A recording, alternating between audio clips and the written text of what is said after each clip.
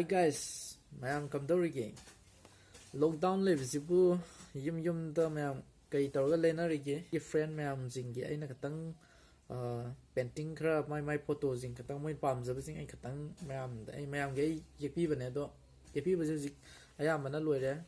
Moi atai giti moi mari loire moi atai giti mari yekpa haise ai guys mayam da sengtok sage.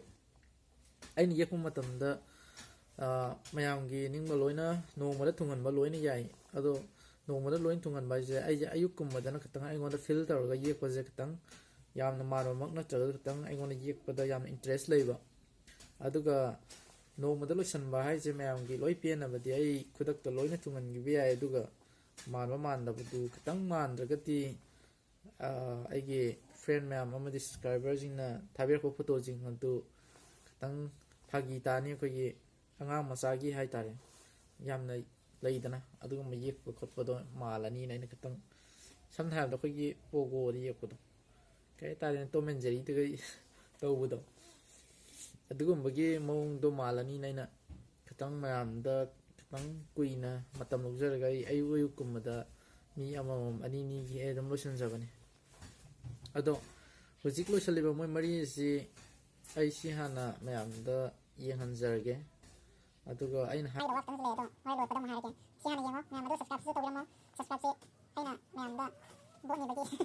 hai tare mayam bagi ni da edit ni mayam da subscribe to video di kai di subscribe to ni abdi aina video semua mai mayam idam tai ko do sendai sini mayam ju na pian sendai aduga aina se ko mayam waru wedi sau sadi eu sau sanate mayam di ai ni cheke mari yenge ke jam na wi ke mai hai triba aduduna ai si upsallaga noi mayam da yengba sabane ado noi mayam da yengmani na noi katang yengba nungayamgani ado video do yeng thoje ai lor ko da wai katang thamjage ado mayam kaina si mathangi video faza mayam folin na leiri ado yengazi yengo video do over your skin you can see it beat intoxicating your energy first time in so long you felt the heat evaporating your bindings move like the sunlight darkness can't hold you here bold and bright push through the atmosphere this is your dawn this is your break move like the sunlight darkness can't hold you here bold and bright push through the atmosphere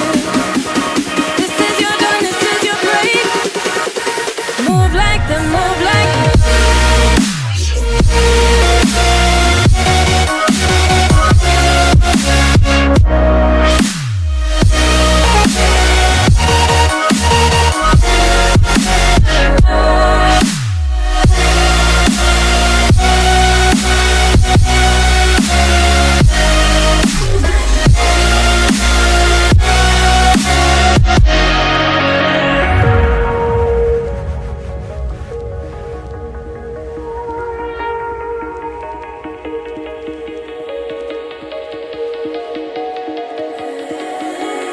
I know the sadness that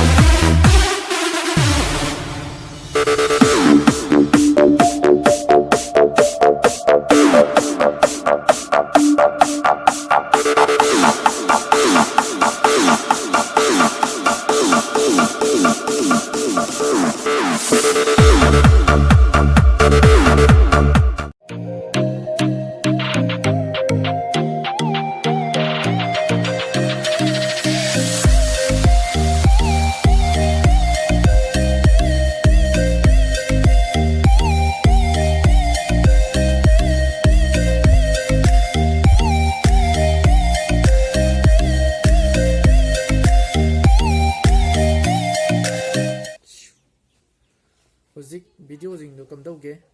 ꯌꯦꯡꯕ ꯅꯨꯡꯉꯥꯏꯕ꯭ꯔꯣ ꯈꯇꯪꯗꯤ ꯅꯨꯡꯉꯥꯏꯔꯝꯒꯅꯤ ꯃꯌꯥꯝ ꯑꯗꯨꯒ ꯅꯨꯡꯉꯥꯏꯕꯗꯤ ꯃꯀꯣꯛꯇꯩ ꯍꯧꯔꯒ ꯅꯝꯗꯕꯅꯤꯅ ꯀꯩꯁꯨ ꯅꯨꯡꯉꯥꯏꯔꯝꯃꯔꯣꯏ ꯃꯔꯝꯗꯤ ꯑꯩꯒꯤ ꯐꯣꯟꯁꯤꯗꯒꯤ ꯄꯨꯊꯣꯛꯆꯔꯒ ꯐꯣꯇꯣꯗꯣ ꯌꯦꯛꯆꯕꯅꯤ ꯑꯇꯣꯞꯄ ꯀꯦꯃꯦꯔꯥꯗꯒꯤ ꯅꯝꯒꯗꯕꯗꯣ ꯁꯤꯗ ꯀꯦꯃꯦꯔꯥ ꯐꯖꯅ ꯁꯦꯡꯕꯁꯨ ꯂꯩꯇꯕ ꯑꯗꯨꯏ ꯃꯊꯛꯇ ꯃꯣꯏꯒꯤ ꯐꯣꯟꯁꯤꯡꯗꯨ ꯈꯔ ꯕꯤꯖꯤ ꯑꯣꯏꯅꯕꯅꯤ나 ꯑꯩ ꯀꯌꯥ ꯐꯣꯟꯗꯣ ꯑꯩꯒꯤ ꯐꯣꯟꯁꯤꯗꯒꯤ ꯇꯥꯏꯝ ꯂꯦꯞꯇꯣ ꯍꯧꯕꯗꯒꯤ ꯅꯝꯖꯒꯗꯕꯗꯣ ꯅꯝꯗ꯭ꯔꯦ ꯃꯌꯥꯝ ꯑꯗꯨꯒꯤꯗꯃꯛꯇꯗꯤ ꯋꯥꯔꯧꯕꯤꯔꯣꯏ ꯑꯗꯣ ꯐꯣꯇꯣꯁꯦ ꯃꯥꯟꯕ ꯃꯥꯟꯗꯕꯁꯨ ꯃꯌꯥꯝ ꯑꯩ ꯌꯥꯝ ꯍꯩꯕ ꯅꯠꯆꯗꯕꯅꯤꯅ ꯃꯌꯥꯝ ꯇꯥꯛꯄꯤꯒꯅꯤ ꯑꯗꯣ ꯑꯩ ꯀꯣꯟꯅ ꯍꯧꯖꯤꯛ ꯑꯇꯩ ꯌꯦꯛꯂꯛꯄꯁꯤꯡꯁꯦ ꯑꯩ ꯃꯊꯪꯒꯤ ꯚꯤꯗꯤꯑꯣꯗ ꯐꯖꯅ ꯐꯣꯇꯣ ꯑꯣꯏꯅ ꯑꯗꯨꯝ ꯊꯣꯛꯍꯜꯂꯒꯦ ꯇꯥꯏꯝ ꯂꯦꯞꯁꯦ ꯑꯩ ꯎꯠꯆꯔꯔꯣꯏꯒꯦ ꯑꯗꯨꯒ ꯐꯣꯇꯣꯗꯣ ꯎꯠꯂ ꯃꯇꯨꯡꯗ ꯑꯩꯒꯤ ꯏꯅꯥꯎꯄꯥꯒꯤ ꯏꯁꯩ ꯐꯖꯕ ꯈꯔ ꯍꯧꯖꯤꯛ ꯐꯣꯜꯏꯟꯗ ꯂꯩꯔꯦ ꯌꯥꯝ ꯂꯩꯕ ꯅꯠꯇꯦ 4-5ꯃꯨꯛꯇꯅꯦ ꯑꯗꯣ ꯑꯞꯂꯣꯗ ꯇꯧꯔꯛꯀꯦ ꯑꯗꯨ ꯑꯞꯂꯣꯗꯇꯨꯒ ꯐꯣꯇꯣꯗꯨꯒ ꯄꯨꯂꯞ ꯍꯥꯞꯄꯛꯑꯒꯦ ꯌꯦꯛꯄ ꯂꯣꯏꯕꯗꯨꯒ ꯑꯗꯨꯅ ꯍꯟꯗꯛꯀꯤ ꯚꯤꯗꯤꯑꯣ ꯑꯍꯥꯟꯕꯩꯁꯤ ꯅꯨꯡꯉꯥꯏꯔꯗꯤ ꯍꯥꯏꯔꯔꯣꯏꯒꯦ ꯑꯗꯣ ꯁꯕꯁꯀ꯭ꯔꯥꯏꯕ ꯇꯧꯕꯤꯔꯝꯃꯨ ꯑꯗꯨꯒ ꯂꯥꯏꯛ ꯇꯧꯕꯤꯔꯝꯃꯨ ꯑꯗꯨꯅ ꯃꯌꯥꯝ ꯀꯥꯏꯅꯔꯁꯤ ꯉꯁꯤꯒꯤꯗꯤ ꯕꯥꯏ ꯕꯥꯏ ꯃꯊꯪꯒꯤ ꯚꯤꯗꯤꯑꯣꯗ ꯑꯃꯨꯛ ꯊꯦꯡꯅꯔꯁꯤ ꯁꯕꯁꯀ꯭ꯔꯥꯏꯕ ꯇꯧꯕꯤꯔꯝꯃꯨ ꯁꯤ ꯈꯛꯇꯅꯦ ꯑꯩꯅ ꯍꯥꯏꯒꯗꯕ ꯑꯗꯣ ꯕꯥꯏ ꯕꯥꯏ